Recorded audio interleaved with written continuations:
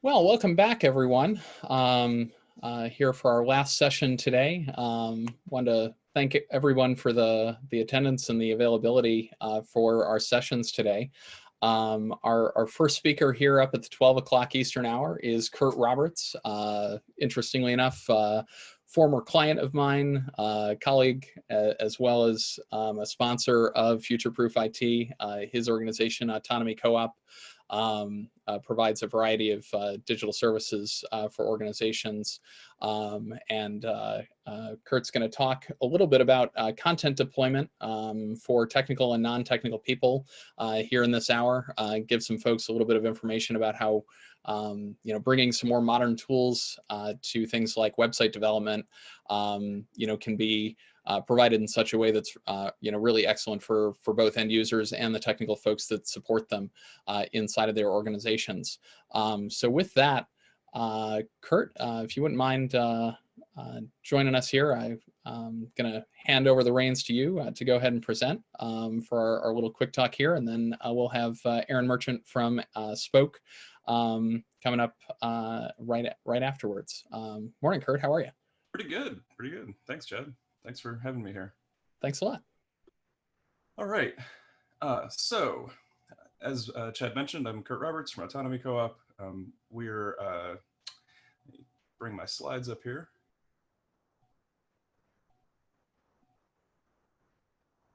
And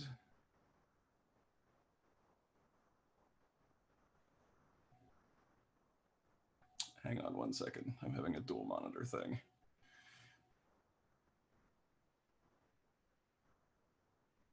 Stop to share. Okay. And as Chad mentioned, I'm going to talk about content deployment for technical and non-technical people. We're calling this Stop Juggling, Start Creating. And what we're going to talk about is the interaction that happens between end users who are trying to build content, usually in a communications department or marketing department, and their interactions with your IT team, and what we can do to try to smooth those and make for a better end product. As mentioned, I'm Kurt Roberts. I'm president of Autonomy Co-op. We're a creative agency. We're in Portland and Washington, D.C., although we're really all remote. And so we try to focus on telling stories and brand stories through the use of modern technologies. Everything from the range of things that are typically thought of as digital through some immersive ideas like Internet of Things and virtual reality. But let's start with the common CMS implementation issues. And there's really one big one, and that's content management is often driven by the medium rather than the message. So someone in your marketing department calls IT and says, I need to put up this website. And they haven't really thought it through, and they don't have a lot of answers. And because, in the technology world, we are here to support the rest of the business and our end users, we jump to help. And we try to install something that's going to get them off the ground and have them working and ready. So often that starts out with a technology-driven move, because the end user is like, well, how long is it going to take you to get the website set up so I can use it? And then you have to go through a project planning process, or if you're in a different type of organization, you might already have a content management system across the enterprise, and you can build off of that. Those projects end up being designed for a single medium without considering other uses, and they're often designed visually instead of conceptually, because this is the trick. The management system ends up being built before the content is around, and the content is what needs to drive this entire process. A lot of this is the fault of the landscape, because these are the types of tools that we get to work with. Typically, when you're making a selection, you're going to go with either an open source tool, a software as a service tool, or what's nebulously known as enterprise. And as we look at the Gartner square in 2 slides, you'll see that enterprise is beginning to consume a lot of things that were not enterprise a couple of years ago. So typically, when we think about open source, the first example is WordPress. Something like 20% of the internet runs on WordPress, according to WordPress. And there's lots of advantages to going with these tools. With large community, you have lots of people who know how to support them. You have a low software cost from it being an open source tool. The trick, though, is that these ecosystems often require a lot of buy-in and a lot of time. There's a lot to learn about it. You have plugins that use plugins. You're going to have to host it somewhere and find a hosting provider that's going to be able to provide you adequate service. On the SaaS side, this is a little easier to get started with and might not even require IT support. Maybe somebody from marketing just logs in and starts on this thing. You know, there are some advantages to this too, and the hosting's bundled. It's really tightly and hosting are together in a monthly fee. It's much easier to get started than open source. The cons with tools like Squarespace are going to be that the content and presentation is tightly coupled. And that's really what I want to talk about today. The better we can abstract our content, the more we can let the different parts of the team that need to come together to build a website come together and build it. And the more reusable it is in the end. The last set of choices you might have for enterprise, this ranges from everything from a 6-figure Adobe Experience Manager license. These days, Gartner's even looking at some open source companies. You can see now the WP Engine, you know, and Automatic, which are both WordPress vendors, have made the quadrant, as is Acquia, which is primarily a Drupal implementation. The pros of enterprise, of course, are that you can do anything you want with it. Since you have control of the software, you set up the servers. With Adobe, you're in the Java ecosystem. There are literally thousands of packages you could be integrating with it. You can get white glove support from the vendor if you're willing to pay for it. And in some multi-user settings, these tools are really powerful because of the control of permissions and those sorts of things. But as I mentioned, they're usually very expensive. They tend to have small, not very active communities, which means that getting information is much, much more difficult. And that they police those communities pretty highly. So it's even harder to get information about bugs. And then finally, the flexibility is at the mercy of your implementer and your implementation. If they didn't build a flexible system for you to start with that's well thought out around your content, adapting it is going to be very, very difficult. So obstacles to change. Why do we make those 3 choices if they all come with those types of limitations? And I'm clearly alluding to the fact that we don't have to make those trade-offs. Well, first is organizational buy-in.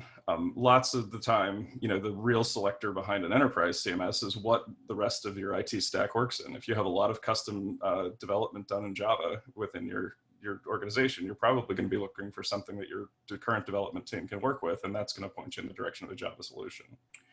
The second one I like to jokingly call "no one gets fired for hiring IBM." By hiring a well-known, you know, well thought through company with a long track record, you tend to get this at least effect of stableness and knowing that you're going to get a product that's been well tested. The downside to that, though, is that that doesn't come with a lot of exposure to new ways of working. Lots of these enterprise offerings haven't significantly changed in the past couple of years, whereas the ways that we can build things on the web have. And so that's going to bring us to Headless CMS. A Headless CMS is usually defined as a content management system that doesn't have a presentation layer. It delivers content usually via REST API. And then using another system, such as a static site generator, or even another tier of presentation layer logic running on serverless or even a server, we present that content separately. Since we've abstracted that content out and made it and kept it from getting mixed up in the presentation, we have a lot of advantages as to how we can optimize it. The first one is that we can create and publish content at the beginning of the project before any software is even written. I'm going to show this demo around a vendor called Contentful, and they basically let you model your content in the software before you've written a single line of code. And that means that somebody can get started working on, well, what is a news post really going to contain? You know, how are we going to position content on the homepage? What kinds of media assets do we have to think through? All user experience questions that might not be thought through with real content, you know, the lorem ipsum effect. And then when you get to the real publishing, you have a site that's really good at publishing lorem ipsum and not your stuff. We get to use one content repository to drive all channels. Since we've separated the presentation, we can make web, mobile, social, all work together. And then finally, we'll deliver media-rich websites optimized for speed and responsiveness. And we can do that because we don't have to work with the presentation layer that comes with that vendor. We can just use the top of the line, state-of-the-art stuff that we get from our cloud providers. In our case, that's Amazon. So here's how the architecture of this looks in sort of a quick conceptual diagram. You know, we've got end clients that are hitting a content delivery network. There's a CDN for content that we're running on CloudFront. There's a content delivery network provided by Contentful in front of the digital asset management. We use an API gateway and Lambda for on-demand processing, and then we render server side with Nuxt and dump it in S3, and use the API gateway to combine the two workflows. So anything that doesn't have to change when it's delivered just sits there. Anything that is actually a web service, like a contact form, et cetera, goes back this way. And then it's all managed in the back end in Contentful. Everybody gets to run forward in harmony. All right, let's take a look at this in action. So I have a couple of endpoints to show you. The first one is the autonomy.coop website, which I'll just open in a new tab. And here we're building all of this off of the same content delivery network and off the infrastructure I'm showing. We're able to harness really large video assets. We can pre-cache them. We're able to load things in the background, lazy load. So we have a really quite quickly performing web page. The second thing that's being powered by this infrastructure is this actual slideshow. As you can see, it has a URL. And we're managing it through the CMS. And that's because we're replicating a lot of content from our website. These images appear all over our website. That slide about our services is actually at the top of the About page. And then since we get to reuse that content, there's never running around going, well, is that the current stuff? What was the latest slide deck where we showed our capabilities? That is a question of the past. So we'll take a little look at the contentful backend and how we accomplish that. Over here, I've got some saved views. This shows each type of piece of content. So here are all my pages. For example, as I mentioned, we've got on the About Us page, we have this intro. And if I go to that intro and I go use the edit in the new tab feature, you'll see that was my second slide. And it shows us everywhere it's linked to. So it's in my Futureproof IT Headless CMS deck, it's on who we are, and it's on About Us. So we're reusing that piece of content across the site, giving us the ability to make sure that we've got the latest stuff up at all times. There's my slideshows. There's the Futureproof IT slideshow. And here I'm pulling stuff from across the site, linking it into the slideshow, and then Contentful sees what to do with it, and my static site generator renders it out as slides. So I end up having a deck and getting to do some really great content reuse along the way. And I know I'm almost at time, but wait, there's one more thing. We can also publish it into, say, other mediums like virtual reality. So I put together a quick little demo of this. This is not fully done, but it is using WebVR. We're able to see reuse of that content again, this time in a 3D environment. You can walk around, that sort of thing. And since we're able to reuse that with WebVR, it's compatible across a number of systems. So I pre-recorded a quick little bit from, like, say you have an Oculus Quest. Sorry if this is a little bit dizzy, but you're able to actually go into the headset, look around, and if I had a bigger house, I'd be able to walk around this space and actually explore further beyond all those pieces. So.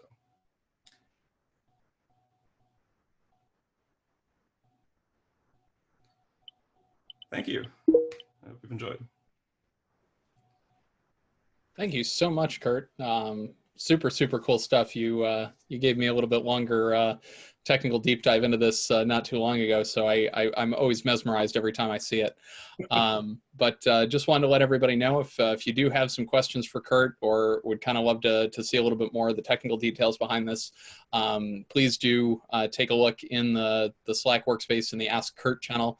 He'll be available to answer any questions or help kind of point you in the direction if this is something that would be of interest to you or your organization. I know that kind of, managing web content is a thing that I, see a lot of organizations find challenging. So I really appreciate you taking the time to show that to us.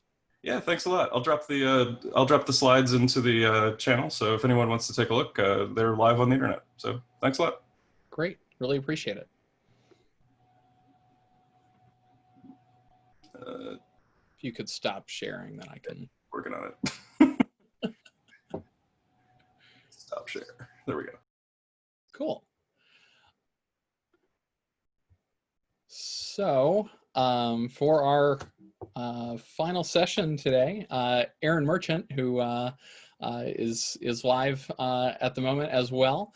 Aaron has got an interesting background both in working in IT administration, back when she was at Pixar, and now working for, I guess, what might be called a ticketing system, although I'll let Aaron kind of explain a little bit about Spoke and how it's a little different than some other similar types of applications, but learning to use how to use IT to build confidence in people. And I think we've had a lot of this conversation today around supporting the human side of IT through this pandemic and kind of just in general. So Aaron, welcome. Hi. Thank you for that lovely intro.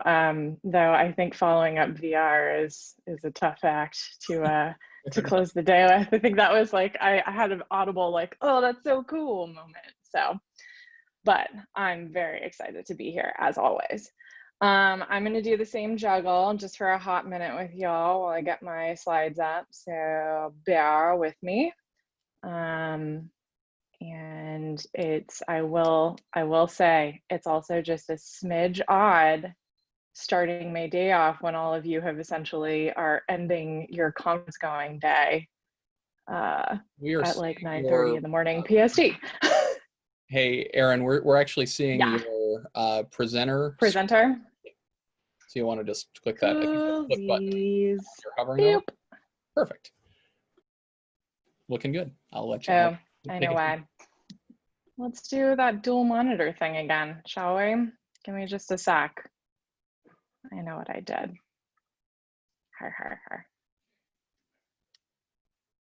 This is the moment where I get to admit that I haven't done a hell of a lot of Zoom-based presentations since going fully remote.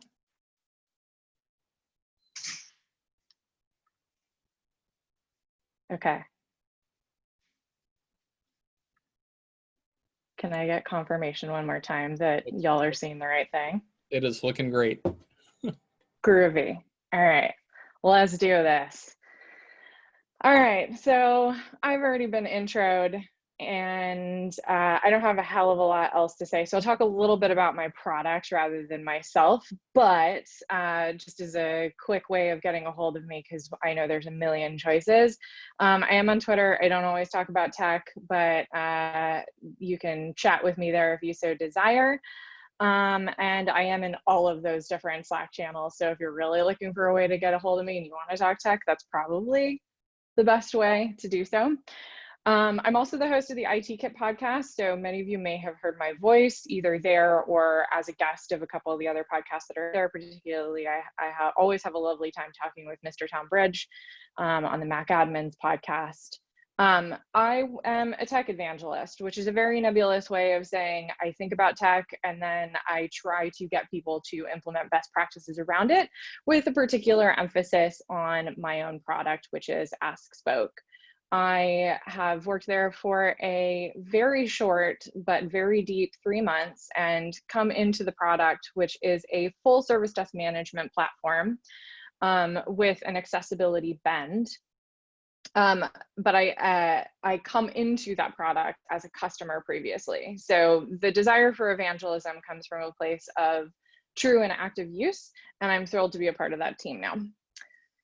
But that's not why you're here. So this is what we're going to talk about today. This presentation isn't actually about change management, though I'm sure from the titling, there's a little bit of a bend and an expectation of that. I'm not spending time covering change management principles, nor am I going to spend a hell of a lot of time talking about their implementation. But to get us going, just so we have a baseline understanding, we do need to define that and why we're spending time elsewhere. So, big difference between change management and why we're not going to spend time there is that change management focuses on processes, tools, and techniques. And it's based on an implementation around a thing.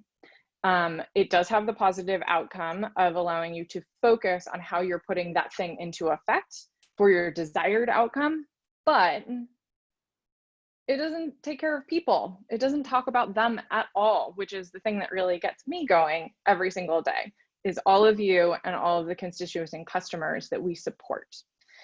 So we want to make sure that we focus as much of that effort on the management as we do the person, which is why it has its own section.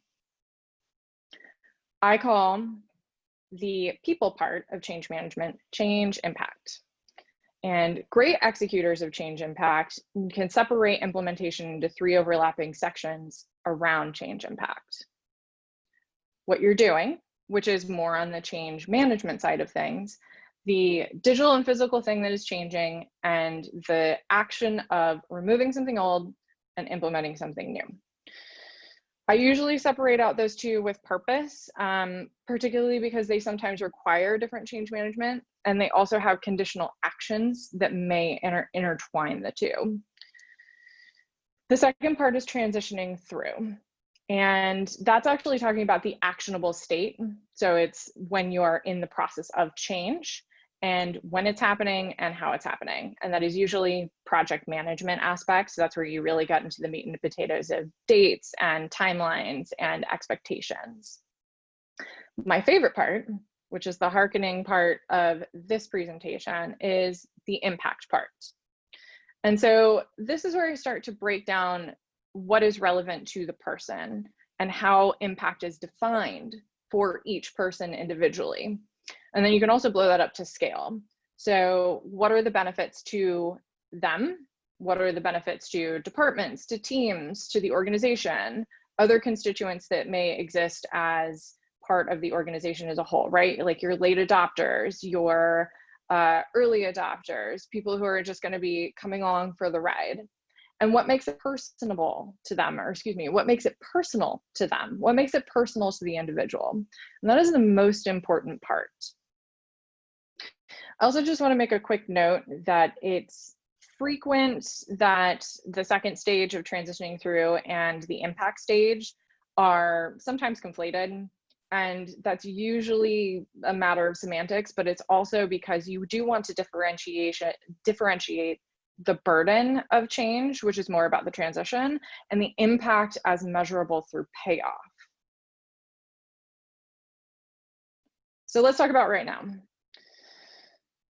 My company, askSpoke, has the ability to aggregate as an intake system of a body of work, particularly centered around IT, but also that spreads organizationally, the amount of tickets that came in during our transition to fully distributed or work from home, whatever the language is that you're using around that.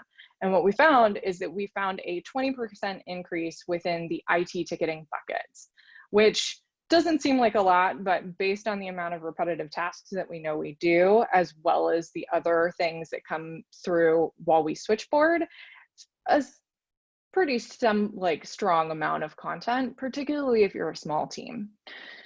I had an initial theory that this might be a fad, or it might be in reaction to the transitionary state, but it turns out that that's holding relatively stable. And then there's also the statement that that percentage does not tell the story around the content that's coming in still. So what does that mean? Positively, it means that we can start to approach our technology experience in an equalized way. And that's regardless of people's personal definition of proficiency. Total tool adoption has increased, and their scope of use, regardless of the number of tools and services that you have in your organization, has also increased. And that also means that the definition of core services is starting to become pretty clear, which is awesome for us. It's even more important right now, with that in mind, to continue evaluating your tools, services, and processes with the same amount of scrutiny, but that you are going to have to do some trimming for timing and implementation. Another positive benefit of this is that people are more accustomed to change. Zoom is a great example of this, not because of the reaction that people had to the issues with their service, but the amount of fixes in their 90-day plan.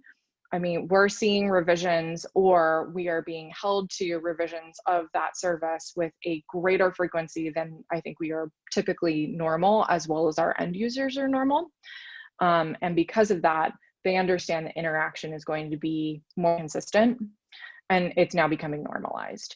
So the rapidity of, the rapidity of change, whether it's big or small, Zoom could be considered both a big and small, combined with the distribution, means that our people are actually getting smarter.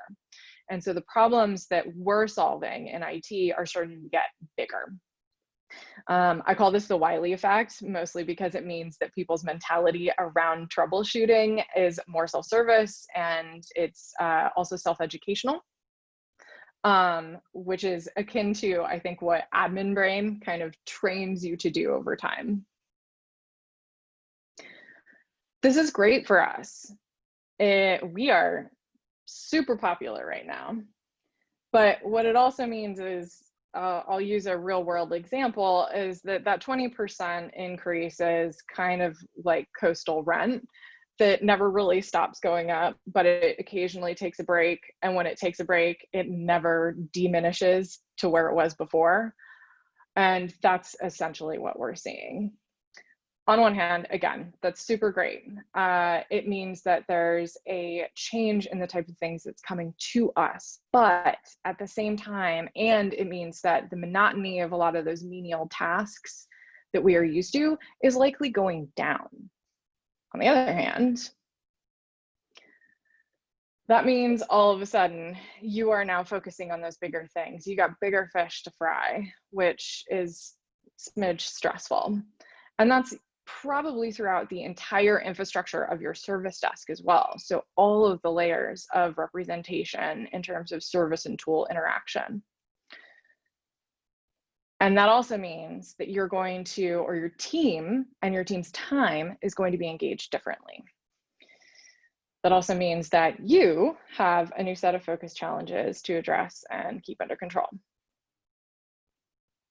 So thank you for coming to my TED Talk. Go forth and change. I'm totally kidding. I wouldn't do that to you.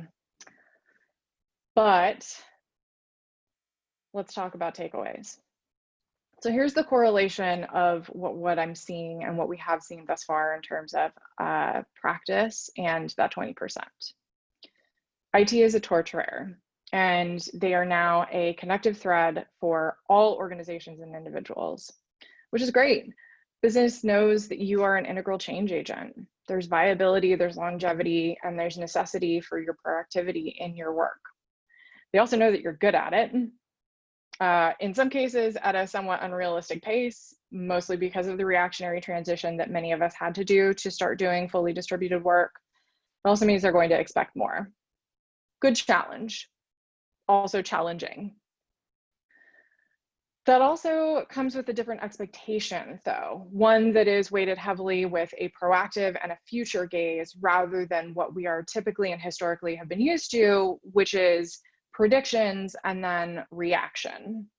And that's because what we provide both prior, but is very clear now, is mission critical. And then that set me on a spiral,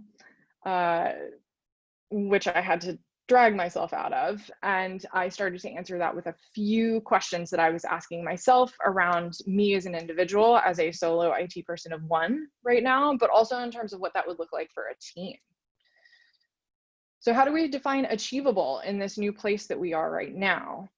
And that is an inference, that is a way that we need to be looking at milestones in a world where projects are probably going to feel more continuous and somewhat contiguous. And then I also sectioned this off because I know that this is not totally 100% comparable to on-prem services that still exist and probably like the broader infrastructure that's out there based on particular industry, but it is very relevant in a SaaS-based world, which is going to is touching all of us and is going to continue to become more present in all of our stacks. And I also wanted to silo this off. Silo is a strong word, but I also wanted to make clear that that means that management around these things are things defined as anchored by my team rather than determined by the roadmap of external service providers. And then the second question, past achievable, is how do we make this replicable? How do we do this over and over again? Because we're not getting any time back. We are still in the midst of that looming 20%. So how do I make a template for this for future incoming asks? And one of the things that came to mind, which is tough for all of us, me in particular, is that relinquishing ownership is pretty key. And that is in a sense of shared ownership and handing off some of the expectation of change, impact, and management to external teams. But also when you do have a scalable team, knowing you're capable, independent, change-minded or change makers on your team, and then who within that can operate at a skill stretching capacity. So those who are going to or are on their way to being change makers. And then here's what I've also been thinking about more globally. Big one. You should have already cut stuff from your roadmap. If you haven't already, it's time to start doing that. That's a whole other talk. I don't have time to handle that in this presentation, but I highly recommend taking a very critical look at what you have in your roadmap and starting to cut dramatically. There are definitely things in there that you don't need, and that's because this world that we are moving into, this world now and what we're moving into, is different. And then the other thing is defining impact. And one of those is a huge component of that is defining intent, and that harkens back to the beginning of this talk and why I'm speaking to individual success through a much wider lens. Change impact organizationally and individually connected to scope requires creates a required burden on the employee as well as IT. And then where you can design self-service activation, ultimately what that means is that all saves you time. Doesn't seem like a huge takeaway, but that's because what it's doing is you are utilizing change impact to correlate directly to things that are important to the person, to particular job aspects. And ultimately that means that you're making it resonant to individuals. So with that, what that actually ends up being is that your individuals fear change less, and then they engage with tools with curiosity, and then voila, they become more comfortable, they become more confident, and soon they become tool experts and service experts. And that's because you've spoken directly to them and connected it to something in their work and in their job that matters. I don't need to reinvent the wheel here. I follow Procy, who's a consulting company, a pretty large consulting company, because I love their blog. I think they have a really good understanding of the tangible ways that you can take very intangible things and make them very relevant to people in a way that is tactile. I have links to this, don't worry, they're already provided. But these are great examples and the things that they suggest that you can use to create that tangible tie. And as you're looking at this, I'm sure that within each one of these buckets, there are things that you're thinking to yourself, you're like, ah, yes, I totally had this conversation with someone the other day, and it became so clear to them why they need to do X, Y, or Z. But we're solutions people. So let's talk about a few small but impactful things that I have seen work for me. And it can be applied organizationally or when you're talking to particular segments as well as individuals. A lot of these are probably going to feel familiar, specifically because if you are or have been doing any kind of distributed work before this or distributed support, you're probably already using some of these methods. So this is more of a reminder. And then the reminder within that is that this is about how you scale this consistently and keep it personal, based on the previous slide, and how that then works. So this is what I've been doing. Communicate a ton, and do it everywhere. I think there's this habit that we get into in always focusing on the primary method of communication that is comfortable within our organization or within it for our customers and clients, but it doesn't always touch everyone. And then it takes out that barrier to entry. So it doesn't matter what chat platform you use. It doesn't matter if you're an email heavy company. It doesn't matter if you want to send a letter via snail mail. Just do it everywhere and put as much as you can consistently everywhere. There are a few opportunities to automate this. I do love the use of, like a Slack bot or building an autoresponder. I would be remiss if I didn't take this opportunity to mention that this is one of the core function features of the company that I work for, askSpoke, is that we do actually have a chat interactive system that helps with this. It also helps people find their knowledge in a self-serving way. But then there's also the times where people want to come to talk to us or need more context, need more information, need more support than that. And so in the service desk, I use Alfred, big fan. And I have an automated response that I used for all inbound tickets when I'm going through the process of change management that includes a reminder. So it essentially says, hello, I'm happy to help you. Did you know that we're doing this thing? It's coming up. Here's some info. Is it super repetitive? Is it kind of annoying because it diverts a little bit from the thing that they want help for? Yes. Is it super effective? Yes. Another thing that I found to be really helpful, but it also takes a little bit of a thick skin and some disassociation with the personal nature of the work that we do and the tools and the discomfort around that, is provide a space for people to vent and let them air their grievances. It's a good sneaky way of also being comprehensive when you're talking about change management, because it's a great way of finding what you want to put in your FAQ, as well as some blind spots. I have a few channel names that I really like, so I'm just going to share them. Frustration Station, I don't like change, help me help you. Making things fun like that, so it at least approaches it with a little bit more humanism, is always ideal. And I want to make a note about this too, that this is very particular to your environment. So having or putting this into practice really requires you to have a good pulse on what the culture is around venting and grievances and frustration. What that really means is, do you do all your frustrations and your responses as well as your noodling to the frustration publicly, or do you create a correlating backroom channel where you actually come up with solutions for all those spicy complaints and then provide that like fully fledged idea to them publicly?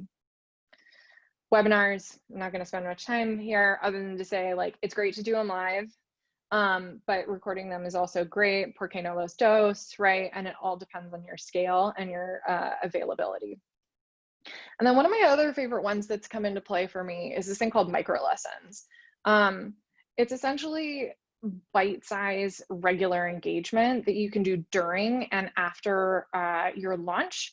And the great thing about that is that it is responsive and consistent interaction. It's also a great way for people to, or for you and people to engage with pain points in a really, really small bite-sized methodology. It also, off to the side, confirms that your K-base is up to date, which ultimately means less work for you. And then I also want to talk about partners. They get their own section because what essentially I'm seeing right now is that we are all on a set of islands. We're building a visual here. We'll see how many mixed metaphors I can do for this presentation. But we're all on a set of islands right now, and we're connected with string and tin cans and binoculars. So what that really means is that we can watch and we can listen from afar, and we're all connected, but we all have our own ecosystems with their own external forces that are driving our motivations too.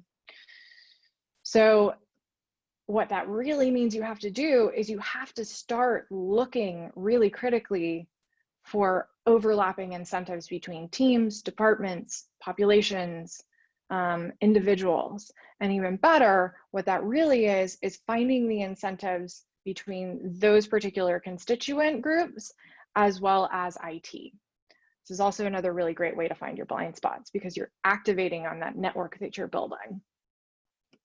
But the great thing about this is that we are actually in a really, really special time, and a really, really special time for IT. We are seeking partnerships, which shows that what we do is a great unifier of our culture of work, and that we can be an incredible catalyst to successful work and successful output. So why am I talking about all this stuff in a really heady way when really what you were probably here is to talk about improving day-to-day tool expertise, right? It's because the work that we do, regardless of impact, still happens with very little visibility, and that's totally okay. Way back in the day, when I had business cards, I had a quote that I put on a business card that I thought described this approach around life cycle of change management and including change impact really well. And it essentially said that it essentially described my philosophy as, whether it's via a ticket or a large project, that the best method of determining change impact was to do so with as little interaction, but with high representation of my customer. And therefore, that also meant that there was very little action required of the requester as possible. It's a very white glove approach. But what I've essentially found from moving into this place and evolving that thought process is that scrutinizing your tools and services as a core function of our work right now should cause us to engage with employees. And then that suggests that the way that we build is done with the employee in mind, which builds trust. And that means that we can tailor the experience within and around our tools and services, which allows our users, our customers, our employees, our people, the best foundation for empowerment.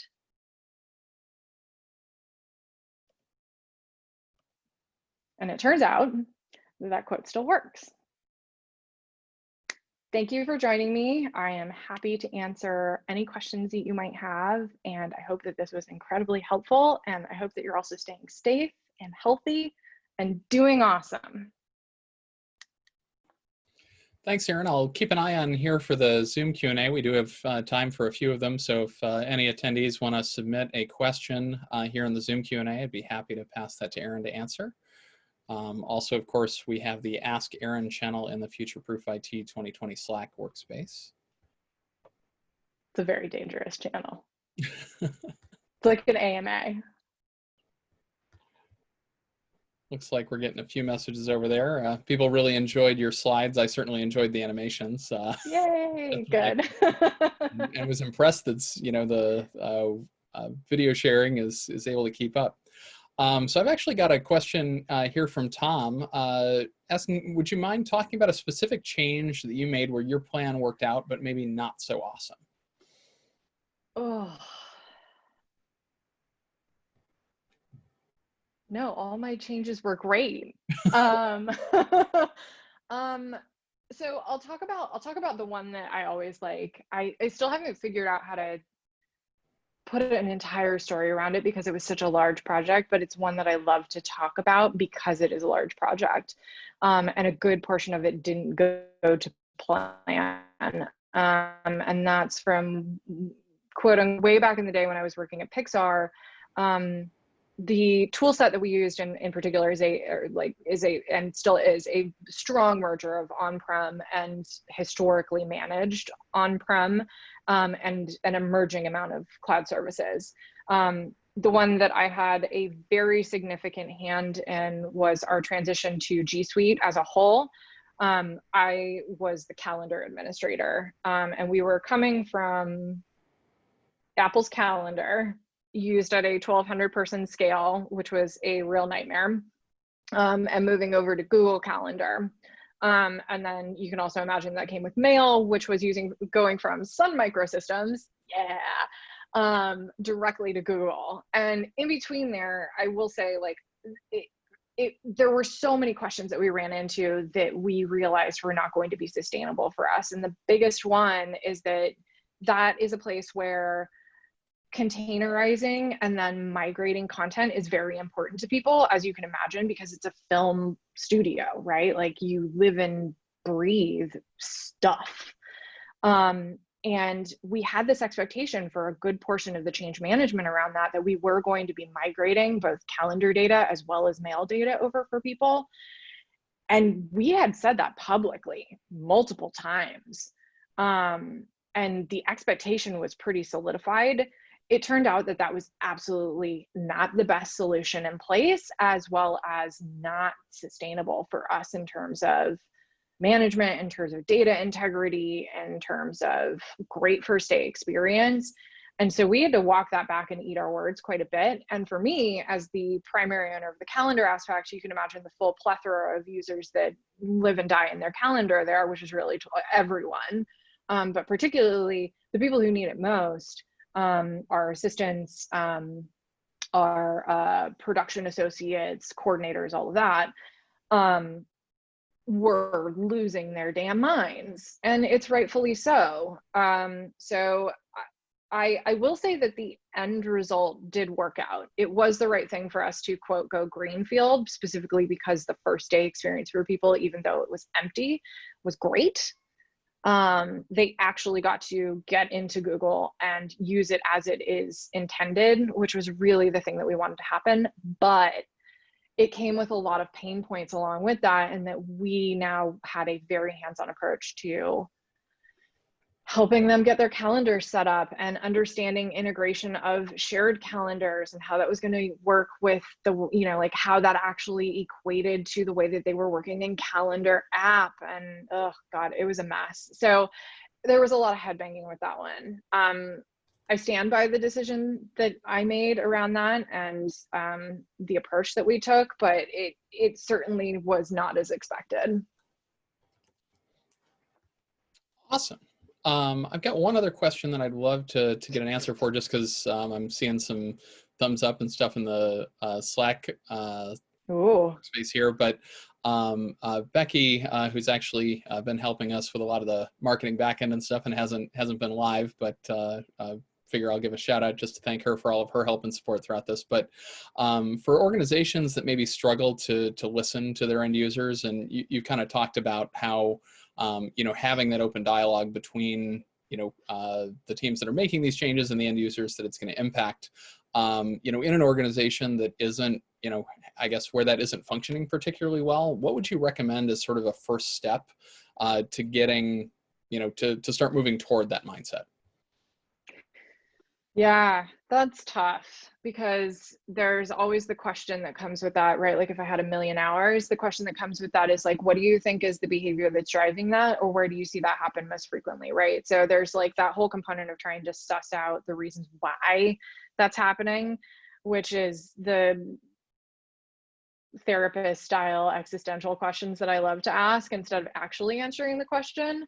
But then there's the approach that you can take as somebody who is minded in that way, right? Like if you as an individual want to represent that behavior, you have the opportunity to do so. Now, I recognize that there's like a difference in how you may be able to present and then activate on that because it's not typical of your organization or not in line with cultural values.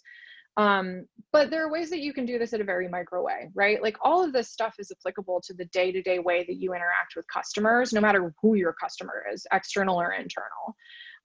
All of these things are essentially like ask a butt ton of questions. That's really what this is all about.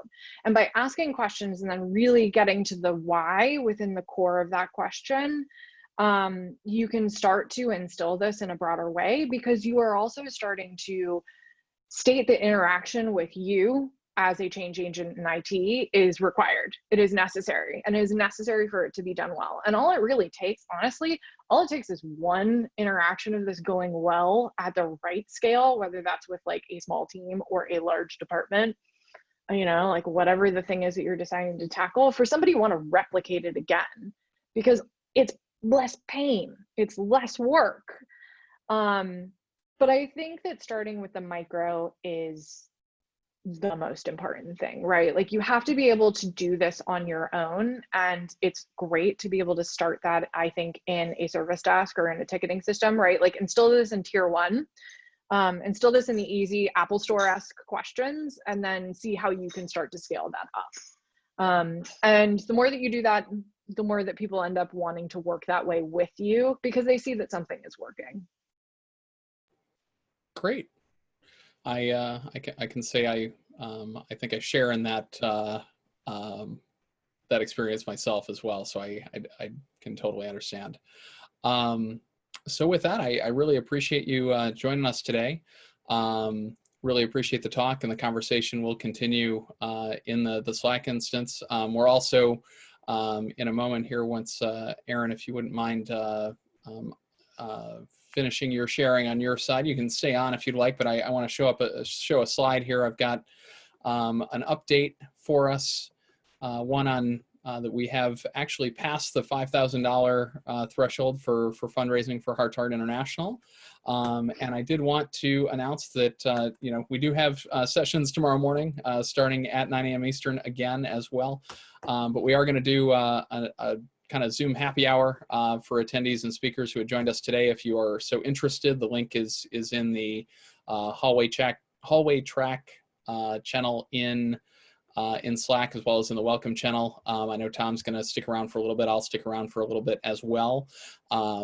Definitely really appreciate all the speakers, sponsors, and attendees today. Thanks so much, Aaron, for joining us. Really, really appreciate it. And if anybody has follow-up questions for any of our presenters, you know, please do keep that conversation going here in the Slack workspace. So with that, I think we're going to wrap up this meeting here, and hopefully see some folks momentarily over in the happy hour Zoom meeting where we can all talk to each other live. So really appreciate it. And we'll see you over there, or we'll see you first thing tomorrow morning. So thanks again. Really appreciate it.